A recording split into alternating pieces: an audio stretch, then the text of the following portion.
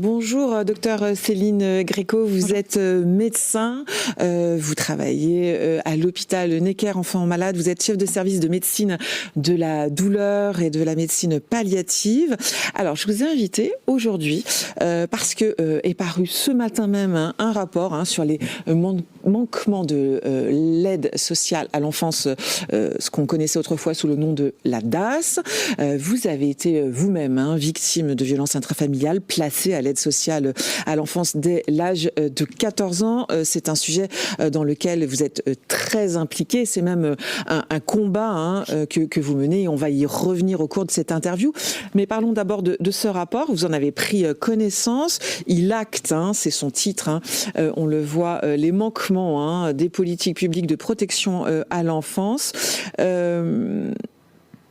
Quels sont pour vous, quand vous avez pris connaissance de ce rapport, il va dans le bon sens?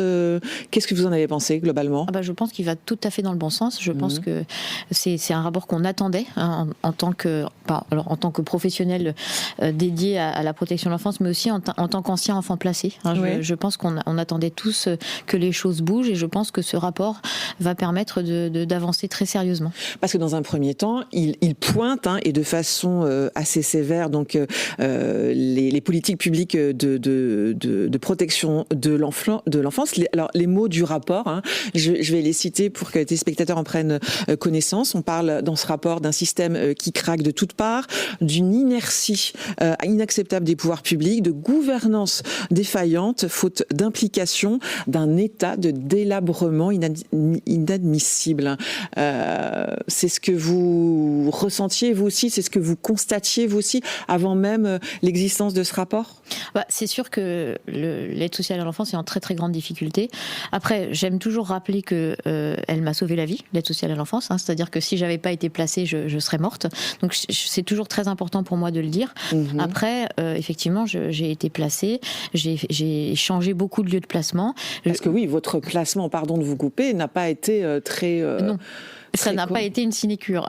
Et j'ai changé beaucoup de fois. J'ai dû faire beaucoup de transports pour continuer d'aller à l'école. J'ai pas du tout eu de prise en charge de ma santé. Alors la scolarité, ça allait, mais j'ai eu beaucoup de jeunes qui étaient confiés en même temps que moi et qui étaient déscolarisés. Donc il y a énormément de failles dans ce système. Mais c'est quand même un système qui sauve la vie quand on est en danger à la maison. Qui malgré tout sauve la vie, mais qui quand même a beaucoup de manquements. Les chiffres, alors des enfants placés le 31 décembre 2023, c'est près de 400 000 enfants placés à l'ACE.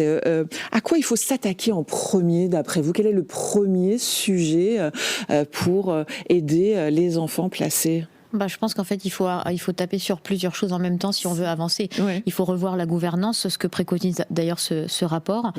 Il faut que les enfants qui sont accueillis dans un département X soient traités de la même façon que ceux qui sont accueillis dans le département Y. Enfin, je veux dire, il faut mettre un terme à une vraie inégalité de prise en charge selon le territoire. Et puis, moi, effectivement, mon combat, c'est qu'il faut absolument prendre en charge la santé de ces enfants, leur scolarité, et les aider dans leur insertion professionnelle.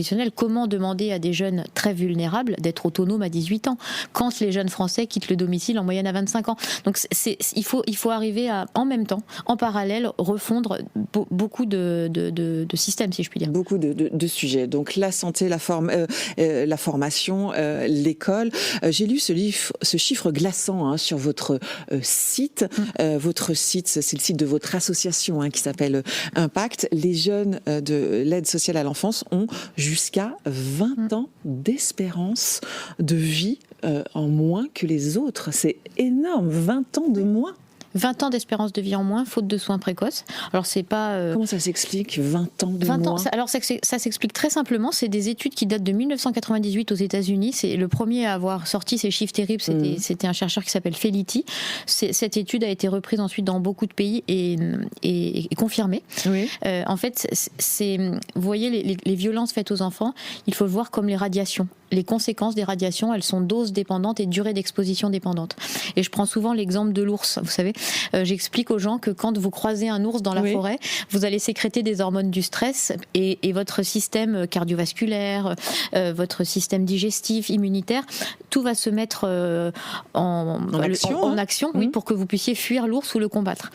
Mais quand vous rentrerez dans votre voiture et que vous serez sauvé, tout va se remettre à l'état de base. Mais pour ces enfants pour lesquels l'ours rentre à la maison tous les soirs, en fait, ce système dysfonctionne et le stress chronique devient toxique. Et alors, les enfants à l'âge adulte développent des maladies cardiovasculaires bien plus fréquemment que les autres, des risques d'AVC, du diabète, des cancers, des maladies auto-immunes et bien sûr des troubles dépressifs, 37 fois plus de tentatives de suicide.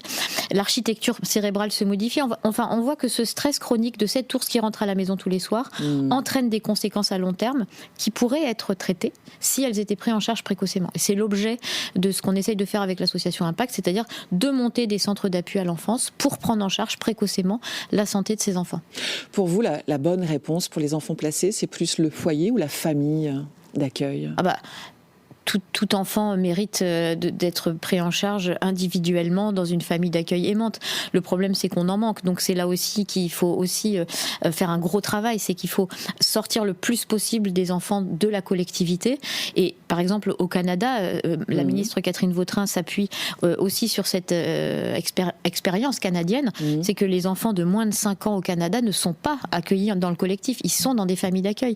Et on a un gros problème avec les pouponnières en France qui débordent, qui sont saturés et où des bébés restent parfois 6 mois, 1 an, 3 ans en pouponnière et donc développent ce qu'on appelle l'hospitalisme. Vous savez, des enfants qui se balancent d'avant en arrière, qui n'expriment plus leurs besoins, qui ne progressent pas.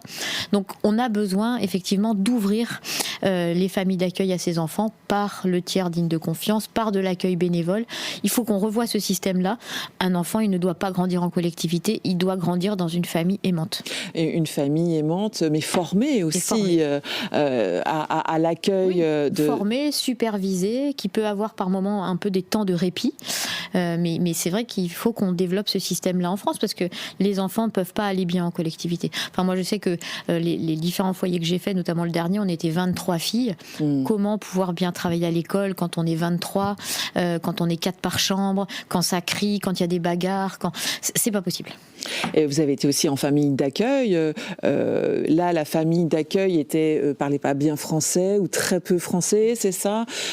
C'était aussi assez compliqué quand même. C'était dur. C'était le premier placement après l'hôpital. Je suis restée quelques mois en placement secret à l'hôpital.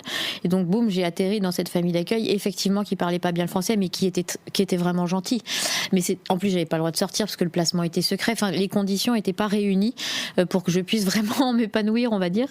Mais néanmoins, je pense que si les familles d'accueil sont formées, sont supervisées, parce que pendant toute la durée du placement dans la famille d'accueil, j'ai pas eu de visite des travailleurs sociaux. Donc, c'est effectivement, vous avez raconté votre histoire dans un livre qui s'appelle La démesure, paru en 2013, et c'est assez terrible parce qu'on voit un manquement global des adultes vis-à-vis d'une jeune fille maltraitée. Vous étiez battue par votre père, notamment parce qu'il voulait faire de vous une virtuose du piano. Vous faisiez 45 heures de piano par semaine, en plus de l'école.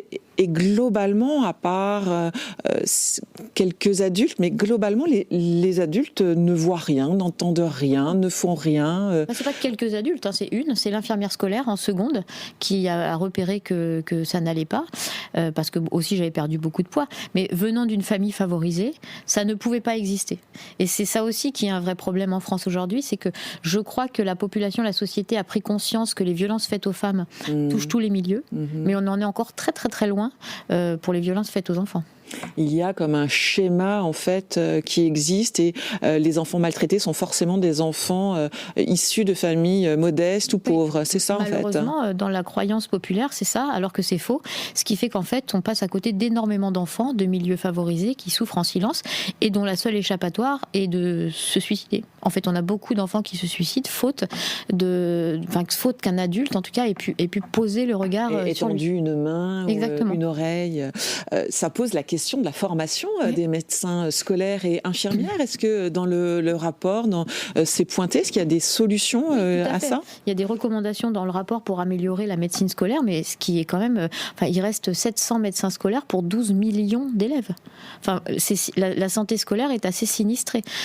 On manque terriblement d'assistantes sociales dans l'éducation nationale, d'infirmières scolaires aussi. Donc c'est un peu comme le métier du travail social. Toutes les professions du soin, je vois bien, c'est la même chose à l'hôpital, l'hôpital public, ont été dévalorisés. Tous les métiers du soin. Et pour moi, les travailleurs sociaux sont des métiers du soin aussi. Et donc, il faut revaloriser absolument ces métiers. L'hôpital, les infirmières, les aides-soignantes, les assistantes sociales, les éducateurs spécialisés, pour donner envie aux jeunes de s'engager de nouveau dans ces études, mais de les aider aussi, de les former, de les superviser, de leur permettre de souffler. Enfin, il y a aussi tout un travail à revoir pour que les travailleurs sociaux, au contact de ces enfants qui les aident à grandir, se sentent mieux aussi. Oui, parce que vous, dans votre expérience, j'ai souvenir, pour avoir lu votre livre, que parfois les éducateurs ou éducatrices, plus exactement, sont pas tout à fait formés ou font plus de la garderie que de la protection de l'enfance, hein, quand même. Hein. Disons qu'aujourd'hui, on a un vrai problème, et encore une fois, c'est le même à l'hôpital public, de recours à l'intérim. Et donc, faute d'éducateurs spécialisés, les structures ont recours à des intérimaires qui parfois ont juste le BAFA. Enfin, je veux dire, c'est pas à la hauteur des enjeux. Non, hein. Anne Turce, qui est pédiatre et épidémiologiste, disait qu'on fait souvent plus attention à qui on confie sa voiture.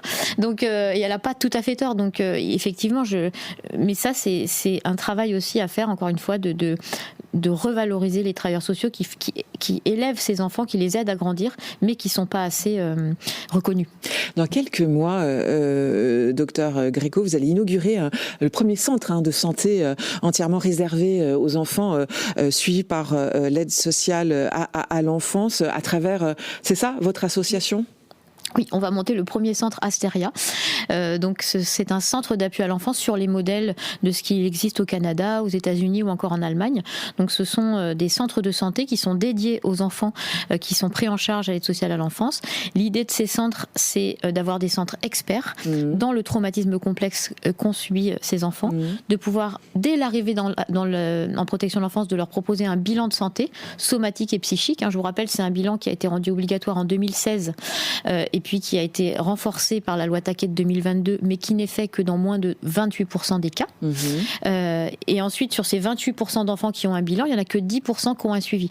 Donc l'idée des centres, c'est de faire ce bilan systématique à l'admission dans le dispositif de protection de l'enfance, et ensuite de déterminer des parcours de soins, du parcours standard en ville avec de la coordination de soins, au parcours intensif au sein du centre, et sur un temps long, pour permettre à ces enfants de guérir de leurs séquelles.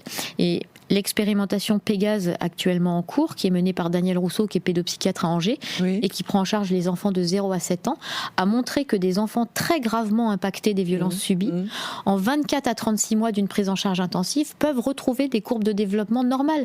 Donc on peut lutter contre ce chiffre des 20 ans d'espérance de vie en moins. Donc on est en France, il faut qu'on prenne ce problème à bras-le-corps pour que ce chiffre disparaisse de notre vocabulaire. C'est vrai que 20 ans, c'est absolument fou comme chiffre. L'idée, c'est de développer sur tout le territoire, c'est ça, ces centres ? Oui, moi je souhaite qu'il y ait un centre d'appui à l'enfance régional, donc dans toutes les régions françaises, y compris ensuite dans les territoires ultramarins, que ces centres soient un peu des maisons ressources, à la fois pour faire ces bilans de santé à l'admission, mais aussi pour former au trauma complexe les professionnels de santé en libéral, les travailleurs sociaux, les professionnels de l'éducation nationale, que ça devienne des centres ressources, et qu'ensuite on arrive à un maillage plus territorial au niveau des départements, peut-être via les unités d'accueil pédiatrique pour les enfants en danger, peut-être via des centres départementaux, mais en tout cas qu'on ait des centres régionaux ressources qui vont ensuite se diffuser sur le territoire. Alors ça, est-ce que c'est votre casquette de présidente de l'association, ou est-ce que vous allez le faire aussi pour le gouvernement, parce que vous allez être chargé de préparer la généralisation nationale du dispositif à partir de 2026, ça vient d'être annoncé aujourd'hui même. Qu'est-ce que vous allez faire sous cette casquette, entre guillemets, si je puis dire, exactement ? Ça va être ma double casquette. Ça va être ma casquette effectivement de présidente de l'association Impact, et j'ai une équipe géniale qui va m'aider dans ce déploiement. Et puis bien sûr, forcément, je ne peux pas oublier ma casquette de professeur de médecine à l'hôpital Necker, enfants malades. Donc voilà, sur cette double casquette, je pense qu'on arrivera à répondre à cette mission.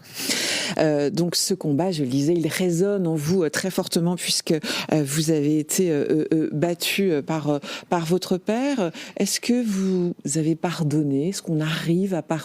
Est-ce que Ce mot existe. Alors, c'est souvent une question qu'on pose, mais alors encore une fois, le pardon s'accorde puisqu'il se demande. Et donc en fait, mon père et non, c'est-à-dire qu'il est dans un déni tel qu'il ne m'a jamais demandé pardon, donc je n'ai jamais pu lui accorder. Maintenant, je pense qu'on peut pas avancer quand on est dans la haine de gens, de son passé. Donc voilà, moi j'en fais plutôt aujourd'hui une force, même si voilà, vous savez, je me compare souvent aux Dalton dans les BD, ils ont tout le temps une chaîne avec un boulet au pied. Voilà, j'ai mon boulet. Vous l'assumez quelque part et vous le transformez à travers. C'est-à-dire que j'ai de la chance de bien m'en être sortie. Enfin, rendez-vous compte, je suis aujourd'hui chef de service à Necker, j'aime ce que je fais, je suis passionnée par mon travail, je fais de la recherche en médecine de la douleur et j'ai la possibilité de m'investir pour les enfants en protection de l'enfance. Donc je me dois d'en faire une force et en tout cas c'est un combat pour moi. En plus, effectivement, de mon activité professionnelle, que d'essayer à mon niveau. Je prétends pas réformer la protection de l'enfance, mais à mon niveau, je sais que je peux améliorer la santé de ces enfants et avec impact qu'on peut améliorer leur scolarité et leur insertion professionnelle. Et leur insertion professionnelle, puisqu'on l'a évoqué, effectivement, les enfants sont lâchés dans la nature à l'âge de 18 ans, qui est l'âge légal de la majorité. Mais voilà, le rapport dit que c'est intolérable, puisque l'autonomie, vous l'avez rappelé, des jeunes en général est entre 23 et 25 ans. Oui. Si vous voulez faire participer à ce combat, vous pouvez faire des dons pour votre association. Je rappelle le nom et puis on voit le site. Rendez-vous donc sur ce site, association.impact.fr.